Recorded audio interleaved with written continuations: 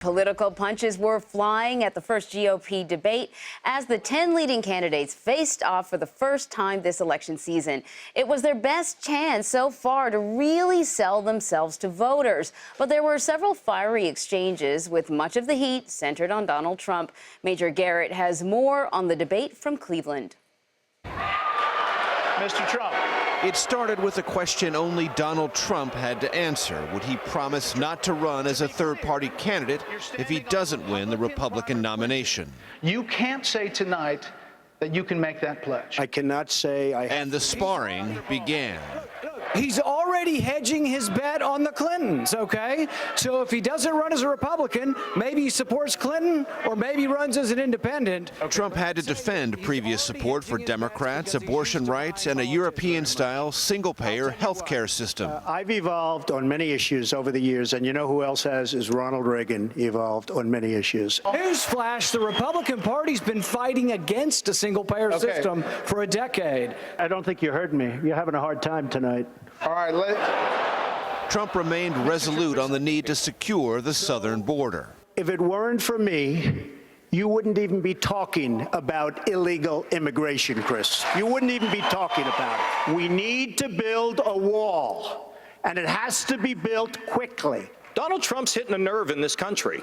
And for people that want to just tune him out, they're making a mistake. It was likely many tuned in just to see Trump, and the unprecedented 10-candidate Fox News debate stage attracted 5,000 strong to the Quicken Loans Arena. That's a completely ridiculous answer. New Jersey Governor Chris Christie and Kentucky Senator Rand Paul clashed over bulk collection of telephone metadata to fight terrorism. How are you supposed to? No, I'll tell you how you get a warrant. When you're sitting in a subcommittee just blowing hot air about this, you can say things like that. Former Florida Governor Jeb Bush, the son and brother of former presidents, was asked about Bush fatigue among Republicans.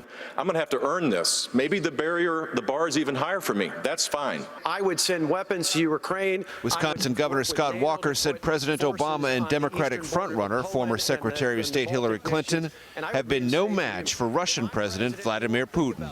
You know, Putin believes in the old Lenin adage that you probe with bayonets. When you find mush, you push. When you find steel, you stop. Under Obama and Clinton, we found a lot of mush over the last few years. We need to have a national security that puts steel in front of our enemies. Well, Donald Trump made a big impact last night, especially because of some offensive comments that he made about moderator Megyn Kelly. I spoke earlier to Major Garrett and Nancy Cordes about Trump's performance and whether it could hurt him in the long run.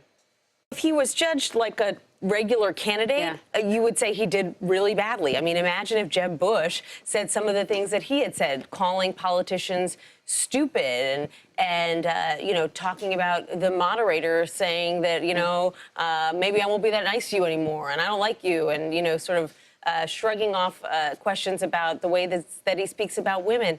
But he's not treated like a normal candidate, at least by voters. And we've seen so far that when he's made some of these outlandish statements, that he's been rewarded in the polls. So I think it's too early to say whether, you know, he finally crossed the line with some voters, particularly when he said that he wouldn't guarantee that he wouldn't jump ship and become an independent candidate, or if this is sort of more of the brash, outspoken talk that they love when it comes from Donald Trump. Yeah, Major, what do you think? I mean, one of the points he made in the debate was, hey, we're way too consumed by being politically correct. Sometimes I just talk the way that I feel. There's nothing wrong with that. He's such a different type of candidate that maybe some of what he did last night might actually benefit him or not. What do you think?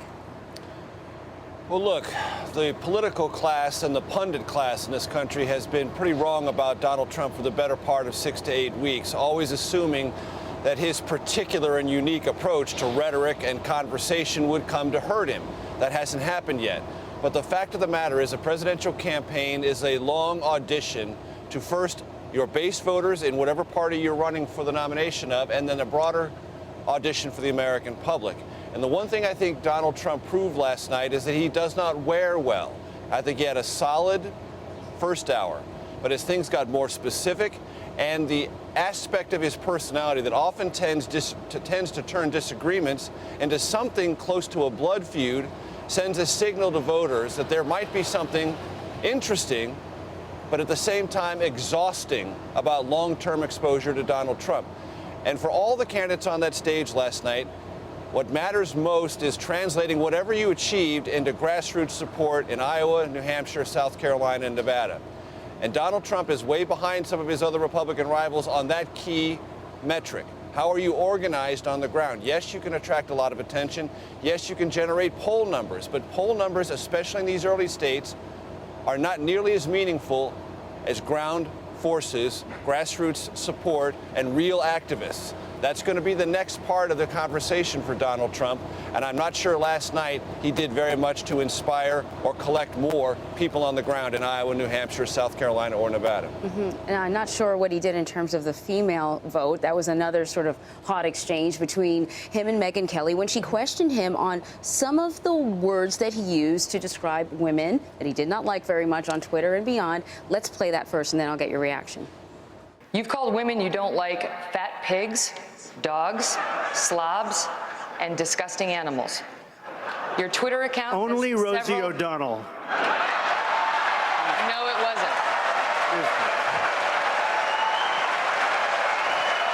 Your Twitter account.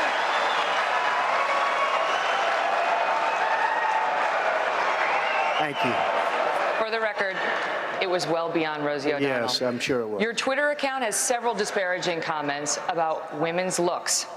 You once told a contestant on Celebrity Apprentice it would be a pretty picture to see her on her knees. Does that sound to you like the temperament of a man we should elect as president? And how will you answer the charge from Hillary Clinton, who is likely to be the Democratic nominee, that you are part of the war on women? I think the big problem this country has is being politically correct. I've been challenged by so many people, and I don't frankly have time for total political correctness. And to be honest with you, this country doesn't have time either. So I'll first go to Nancy. What did you make of that response? And what did you make of him sort of going toe-to-toe with Megyn Kelly? She's very popular on Fox, and even people who don't like Fox know who she is. Well, you know? And one of the things he likes to do when he gets put on the spot for his own words is to say that he's being taken out of context, and he didn't say it that way, and he didn't mean it that way. But this is exactly what he said. He's not being taken out of context. And you could tell that even after the debate, he was still fuming about being put on the spot. He was tweeting at 3:40 in the morning about Megyn Kelly, talking about how everyone says she did such a bad job and she was so unfair. He even retweeted someone who called her a bimbo. So when you're being asked about how you speak about women, and then you call that woman a bimbo, it kind of reinforces that maybe, you know, you don't use the best language. Now, in all fairness, he also called Frank Luntz a slob. So he's kind of an equal opportunity insulter. You know, he goes after women and men with equal vitriol. Major, I got to ask you, you know, the whole question was about this idea that the Republican Party has a war on women. That certainly can't help. No, and Republicans don't believe they don't accept the premise of that, but they know it worked against Mitt Romney and created a very large, historically large gender gap in the 2012 election. And when the Republican National Committee did a sort of autopsy on that election, they said this party, talking to itself and to the general public, has to do more to engage in a positive way women voters of all ages, of all ethnic backgrounds. And Trump's comments, he wants to put them into sort of a limited box of political correctness. Most Americans would not consider the things that Megyn Kelly repeated to Donald Trump, which he said and are verifiable, as being defined by political correctness. Oh, if we weren't in such a politically correct world, we would call women dogs and slobs and disgusting pigs. That's not what political correctness and the underlying debate over its limits, or ought to be what its limits are, is about. The last point I would make on this is, it is obvious that Donald Trump, when he is questioned, has a tendency to turn whatever the disagreement is into something even more disagreeable and oftentimes personal. And earlier in my career, I worked with Megyn Kelly. I shared an office with her for 2 years. Before she came into television, she was on the verge of becoming a partner at one of the most important law firms in this country. Megyn Kelly is many things. She is not a bimbo. She is a smart, aggressive, capable questioner, as she proved again last night. And I guarantee you, Donald Trump, with the Fox audience generally, and maybe other Republican-oriented voters more broadly, will win more than she loses up against Donald Trump. Indeed. The other exchange that I think is getting a lot of attention now is the exchange between Chris Christie and Rand Paul about privacy and security, terrorism. How far do we go? The Patriot Act. And it was pretty heated. So let's roll that. I want to collect more records from terrorists, but less records from innocent Americans. Listen, Senator, you know, when you're sitting in a subcommittee just blowing hot air about this, you can say things like that. When you're responsible for protecting the lives of the American people, then what you need to do is to make sure that you use the system the way it's supposed to work. Here's the problem, Governor. You fundamentally misunderstand the Bill of Rights. Every time you did a case, you got a warrant from a judge. I'm talking about searches without warrants. Indiscriminately of all Americans' records, and that's what I fought to end. I don't trust President Obama with our records. I know you gave him a big hug, and if you want to give him a big hug again, go right ahead. So that got a big response from the audience. I know this issue is a very important issue for the Republican Party, and particularly these two candidates have taken hold of these issues. What do you think of that exchange? I think that this was a fight that both of them needed. They both needed to get back in the conversation. You know, they were both seen as these really outspoken candidates before Trump came along and kind of wiped them out of the discussion. And because they haven't really gone toe-to-toe with him over the past few weeks, like someone like Rick Perry or Lindsey Graham, they've kind of been left out of the conversation. So they needed to get back in the conversation, which is actually why a lot of people were predicting that this exact fight would happen on stage. For Chris Christie, it gave him a chance to remind people that he was in law enforcement, that he was a U.S. attorney, that he went up against terrorists. And for Rand Paul, it reminds people that he is this big privacy advocate, which sort of was one of his calling cards. It's why he landed on the national stage to begin with. So you can argue about who got the better of who in that debate, but they both benefit from the fact that we are all talking about them now, and that clip will be replayed for days to come. Yeah, Major, I think there was a promise that there would be some mixing things up, I think, and that's certainly what happened. What's your take on it? Who do you think got the better of that debate? I agree with everything that Nancy just said, and so not to belabor the point, there are moments in debates in which there is a disagreement and an argument, but there is also a biography that's being explained and communicated to supporters as that argument goes on, and Nancy is 100% right.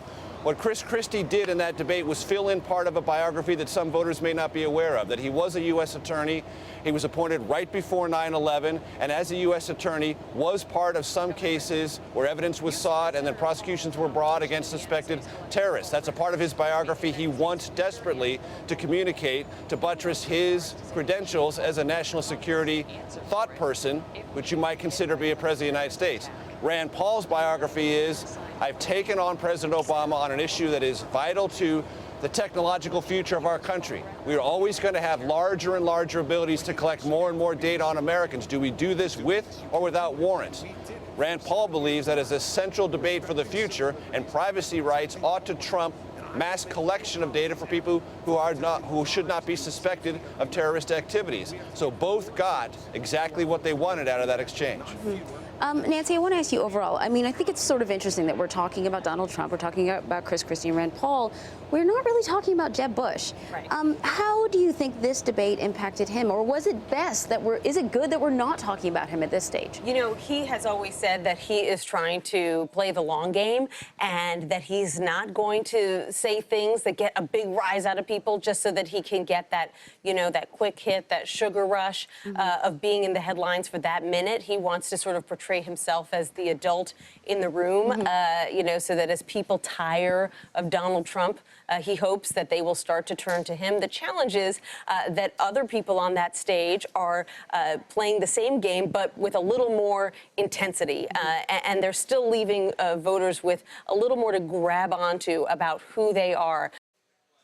Well, still ahead, how will last night's debate resonate with the voters? We'll hear from Republican strategist and CBS News contributor Frank Luntz coming up.